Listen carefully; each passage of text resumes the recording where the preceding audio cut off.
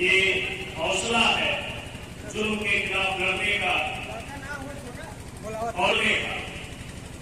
इस बात का एक सबूत है कि विपरीत परिस्थितियों में भी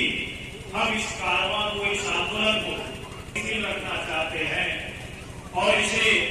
उस मुकाम, उस पड़ाव तक पहुंचाना चाहते हैं जिस मकसद के लिए हम आप इस कारवां का हिस्सा बन के सफर कर रहे हैं। इसलिए आप तमाम साथियों के मैं हिम्मत, हौसले और जज्बे को सैल्यूट करता हूँ। साथियों, आज 3 मुद्दे को लेकर इस विशाल जनसभा के दरमियान चर्चा करने के लिए रखे गए जो 3 सब्जेक्ट हैं, जिसमें जाति आधारित जनगणना का मुद्दा है और तीसरे नंबर का मुद्दा है वक्फ संशोधन विधेयक 2025 जो संविधान के मूल सिद्धांतों के खिलाफ है। इन 3 मुद्दों पे व्यापक काफी लंबे समय से यानी दोपहर के 12 बजे से लगातार चर्चा पर चर्चा आप लोगों के बीच में हो रही है। तो साथियों, इस देश में लोकतंत्र और संविधान की नींव डालने के लिए हमारे प्रयास की वजह से भारत लोकतांत्रिक गणराज्य बना और भारत में डॉक्टर बाबा साहब अम्बेडकर का लिखा गया संविधान लागू किया गया। लेकिन इस देश की लोकतंत्र की जड़ों को खत्म करने के लिए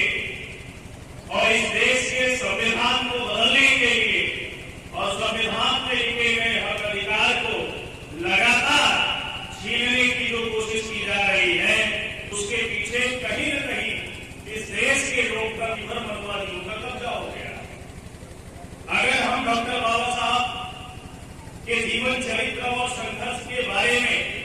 पढ़ने और जानने का प्रयास करें तो डॉक्टर बाबा साहब अम्बेडकर ने 20 मई 1956 को लंदन में वॉइस ऑफ अमेरिका नाम के रेडियो चैनल पे जो दुनिया के तमाम लोकतांत्रिक देश के जहां लोकतंत्र अस्तित्व में आ चुका था, लोकतंत्र की बुनियाद डाली जा चुकी थी, राजशाही खत्म हो गई थी, लोकशाही आ चुकी थी, ऐसी दुनिया के अलग अलग हिस्सों में, जिन देशों में लोकतंत्र की बुनियाद नींव डाली जा चुकी थी, वहां लोकतंत्र की बुनियाद डालने वाले लोगों ने जिन्होंने सबसे महत्वपूर्ण भूमिका अदा की, रोल अदा किया,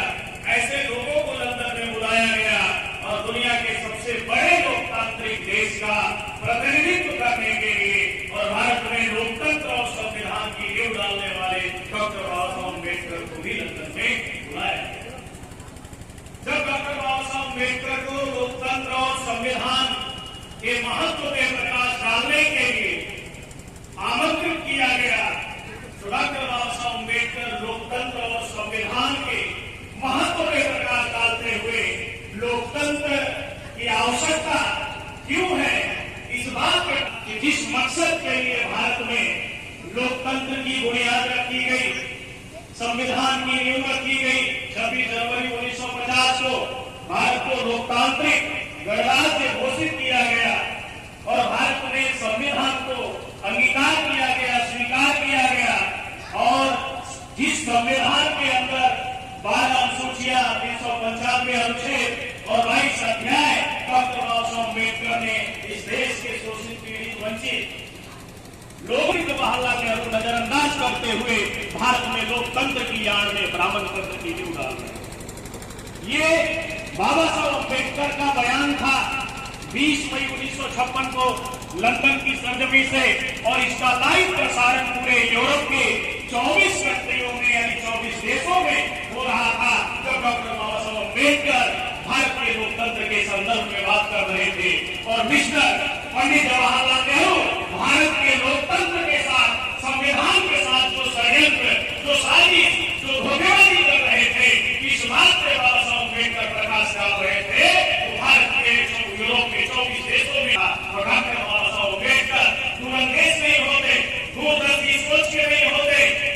उनको ब्राह्मणवादी व्यवस्था के षड्यंत्र और ब्राह्मणवादी लोगों के चरित्र से अगर वंचित नहीं होते तो मिस्टर पंडित जवाहरलाल नेहरू जो लोकतंत्र की आड़ में ब्राह्मण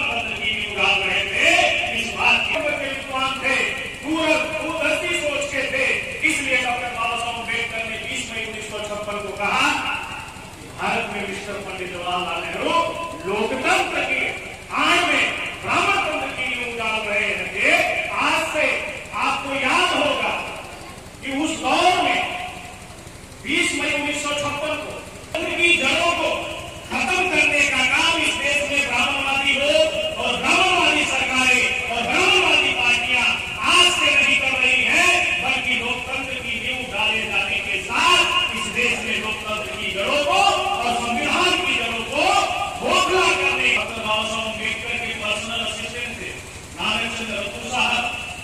सुख दुख के साथी थे नारायण चंद्र रतू साहब। डॉक्टर बाबा साहब अम्बेडकर से उन्होंने एक बार तन्हाई में डॉक्टर बाबा साहब अम्बेडकर बैठे थे, अखबार पढ़ रहे थे और वो डॉक्टर बाबा साहब अम्बेडकर के करीब जाते हैं और जाने के बाद वो सवाल करते हैं, ये डॉक्टर बाबा साहब अम्बेडकर आप दुनिया के छठे नंबर के विद्वान हैं, दूरंदेश है, तो इस देश